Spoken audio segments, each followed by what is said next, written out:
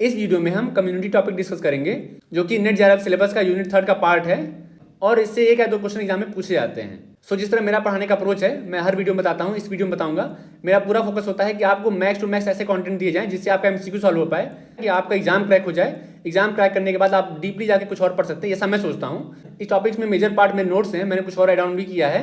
मैं सोशियोलॉजी का एग्जाम देने जाने से पहले यही नोट्स पढ़ के जाता हूँ और मुझे अभी तक एग्जाम में कोई दिक्कत नहीं आती है, एटलीस्ट इन सब टॉपिक्स में। वीडियो स्टार्ट करने से पहले आप वीडियो पॉज करके अबाउट मी में मेरे बारे में जान सकते हैं। वीडियो स्टार्ट करते हैं। सबसे पहले हम डेफिनेशन देखेंगे कि कौन कौन से थिंकर ने कौन कौन सी डेफिनेशन दी है, क्योंकि कभी कभी पूछ लेता है कि ये डेफिनेशन किसकी है। रॉबर्ट इज़ापार की डेफिनेशन है, community is A geographical unit, मतलब एक क्षेत्र से निर्धारित होता है किसी कम्युनिटी का होना या ना होना, रॉबर्ट इज़ापार के अकॉर्डिंग में। फिर बोगार्टस की डेफिनेशन है, community is a social group with some degree of we feeling and living in a given area. यहाँ पे जो इनके 2 या 3 इंपॉर्टेंट टर्म्स हैं उसको मैंने यहाँ पे हाईलाइट कर दिया है। बोगार्टस वी फीलिंग का बात करते हैं, मतलब किसी भी कम्युनिटी के एग्जिस्ट करने के लिए उसमें वी फीलिंग मतलब हम की भावना होनी चाहिए और living in a given area और एक निर्धारित क्षेत्र होना चाहिए, ऐसा बोगार्टस बोलते हैं। फिर फर्डिनांड टॉनिस के डेफिनेशन है, community is A group which has sense of belongingness on the basis of cohesion. इसमें भी 2-3 टर्म्स से आप पकड़ सकते हैं। सेंस ऑफ बिलोंगिंगनेस होता है मतलब कि वो ये मानते हैं कि हाँ हम इस कम्युनिटी से बिलोंग करते हैं, और कोहेशन होता है मतलब सॉलिडेरिटी होता है, मतलब अपनापन होता है, आपस में एकजुटता होती है। ये टॉनिस की डेफिनेशन थी। फिर पार्सन्स की डेफिनेशन है, community is a collective the members of which share a common territorial area as base of operation.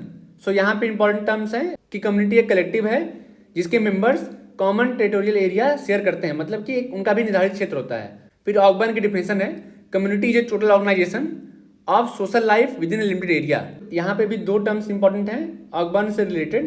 पहला है टोटल ऑर्गेनाइजेशन बोलते हैं कम्युनिटी को ये, और दूसरा है कि वो बोलते हैं लिमिटेड एरिया में होना चाहिए।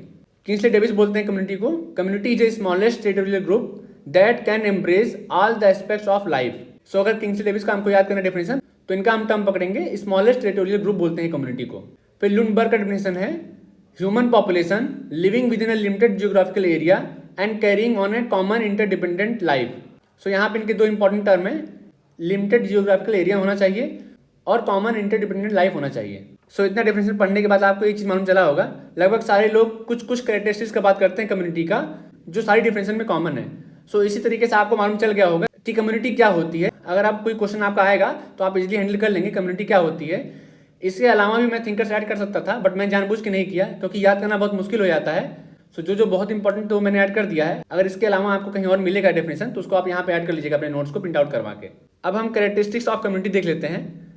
पहला है डेफिनिट टेरिटरी, मतलब एक निर्धारित क्षेत्र होना चाहिए किसी भी कम्युनिटी का, ऐसा ना हो कि उसका कोई निर्धारित क्षेत्र ना हो, वो यहाँ वहाँ फैला हो। सेकंड, उसमें पॉपुलेशन होनी चाहिए, मतलब लोग तो होने चाहिए ना रहने वाले, जिनको वी फीलिंग रहे, अपने आपस में हम की भावना तभी आएगी जब लोग रहेंगे। थर्ड है कल्चरल सिमिलरिटीज, उनके कल्चर में समानता होनी चाहिए, ऐसा ना हो कि कोई दूसरे कल्चर से है और कोई दूसरे कल्चर से है। फोर्थ है वी फीलिंग, मतलब हम की भावना होनी चाहिए। फिफ्थ है ऑर्गेनाइज इंटरेक्शन, लगातार उनका ऑर्गेनाइज वे में इंटरेक्शन, मतलब आपस में बातचीत या वार्तालाप होते रहना चाहिए। कुछ एग्जाम्पल्स है कम्युनिटी के, विलेज कम्युनिटी, अर्बन कम्युनिटी और ट्राइबल कम्युनिटी। अब देख लेते हैं बेसिस ऑफ कम्युनिटी, किस किस बेस पे कम्युनिटी को बांटा जाता है। पहला है लोकेलिटी और दूसरा है कम्युनिटी सेंटीमेंट, मतलब वो लोग कहाँ रहते हैं, उनका जियोग्राफिकल एरिया क्या है, उनका क्षेत्र क्या है, उसके आधार पर बांटते हैं कम्युनिटी को। सेकंड है कम्युनिटी सेंटीमेंट, जिसमें होता है फीलिंग ऑफ बिलोंगिंग टुगेदर, मतलब वो ये मानते हो कि हम एक ही कम्युनिटी के पार्ट हों। अब देखते हैं एलिमेंट ऑफ कम्युनिटी सेंटीमेंट्स, किसी कम्युनिटी के सेंटीमेंट्स में कौन कौन से एलिमेंट होने चाहिए। अभी हमने जाना कम्युनिटी सेंटीमेंट होता क्या है, अब जानेंगे उसके एलिमेंट्स कौन कौन से होते हैं। कम्युनिटी के सेंटीमेंट्स के लिए पहला वी फीलिंग होना चाहिए, मतलब हम की भावना होनी चाहिए। रोल फीलिंग होना चाहिए, किसको कौन कौन सा रोल दिया गया है, उसे कैसे निभाना है, ये होना चाहिए। और डिपेंडेंसी फीलिंग होना चाहिए, मतलब एक दूसरे के ऊपर निर्भरता रहे, ये होना चाहिए। अगर क्वेश्चन पूछना होगा तो ऑप्शन देके पूछ लेगा इनमें से कौन सा कम्युनिटी सेंटीमेंट्स का एलिमेंट नहीं है, तो आपको 3 याद रख लेना है। या फिर ये पूछ सकता है क्वेश्चन में कि बेसिस ऑफ कम्युनिटी कौन कौन सी होती हैं, 4 ऑप्शन दे देगा, उनमें से 2 दे देगा हैं और 2 दे देगा नहीं है, तो उनमें से आपको आइडेंटिफाई करना रहेगा कौन कौन से बेसिस ऑफ कम्युनिटी नहीं है। फिर जोसेफ गसफील्ड 2 कॉन्टेक्स्ट देते हैं कम्युनिटी को होने का, पहला फिजिकल जियोग्राफिकल एरिया और दूसरा ह्यूमन रिलेशनशिप। लगभग सारे थिंकर एक ही बात करते हैं कि एक जियोग्राफिकल एरिया होना चाहिए और ह्यूमन उसमें आपस में रिलेशनशिप होना चाहिए। फिर अब हम आ जाते हैं टाइप्स ऑफ कम्युनिटी पे, मतलब कितनी टाइप की कम्युनिटी कौन कौन से थिंकर बांटते हैं। सोशियोलॉजी में अगर आप नेट जेआरएफ की प्रिपरेशन कर रहे हैं या फिर सीवीटी की प्रिपरेशन कर रहे हैं तो कोई भी नोट्स बनाने से पहले थिंकर्स को जरूर कवर करिएगा। अगर आप कम्युनिटी पढ़ रहे हैं, सोसाइटी पढ़ रहे हैं, स्ट्रक्चर पढ़ रहे हैं, उसमें थिंकर्स होने चाहिए। ऐसा ना हो कि बहुत सारा आप लेंथी पैराग्राफ लिख दिए हैं जिसमें थिंकर्स हो ही ना। सोशियोलॉजी का मतलब ही तभी होता है जब उसमें थिंकर्स ऐड हों। सो सारे टॉपिक को आप इस तरह पढ़ेंगे जिसमें थिंकर क्या क्या बोलते हैं ये आपका कवर हो जाए। मैकाइबर कम्युनिटी को 3 टाइप में बांटते हैं।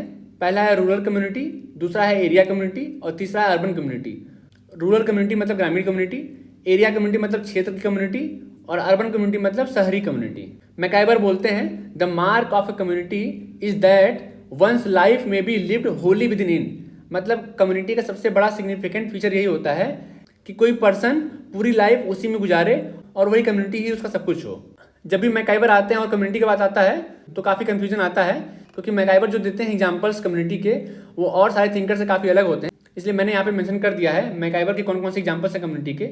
मैकाइबर मोनास्ट्री को भी बोलते हैं कम्युनिटी होता है, कॉन्वेंट को भी बोलते हैं कम्युनिटी होता है, मैकाइबर प्रिजन को भी बोलते हैं कम्युनिटी होता है और इमिग्रांट्स ग्रुप को भी बोलते हैं कम्युनिटी होता है। क्वेश्चन एमसीक्यूज में पूछा जाता है कि इनमें से कौन सा मैकाइबर के अकॉर्डिंग कम्युनिटी का पार्ट नहीं है, या फिर ये पूछ सकता है कि मैकाइबर के अकॉर्डिंग इनमें से कौन सा कम्युनिटी का पार्ट है या फिर इनमें से कौन सा कम्युनिटी है। सो प्रिजन का एग्जाम्पल देके पूछा गया था कि कौन से थिंकर प्रिजन को कम्युनिटी मानते हैं, तो मैकाइबर प्रिजन को कम्युनिटी मानते हैं। इस तरीके से आपको सारे एग्जाम्पल याद कर लेने हैं मैकाइबर के। फिर किंग्सले डेविस आते हैं जो कम्युनिटी को 4 टाइप में बांटते हैं, ancient community, civilize community, rural community और अर्बन कम्युनिटी। एंशिएंट कम्युनिटी मतलब प्राचीन कम्युनिटी, सिविलाइज मतलब सभ्य, रूरल मतलब ग्रामीण और अर्बन मतलब शहरी। फिर टॉनिस का 2 कॉन्सेप्ट है, काफ़ी इंपॉर्टेंट और काफ़ी फेमस है, एग्जाम में पूछा जाता है। पहला है गेमिनसेफ्ट और दूसरा है गेसेलसेफ्ट।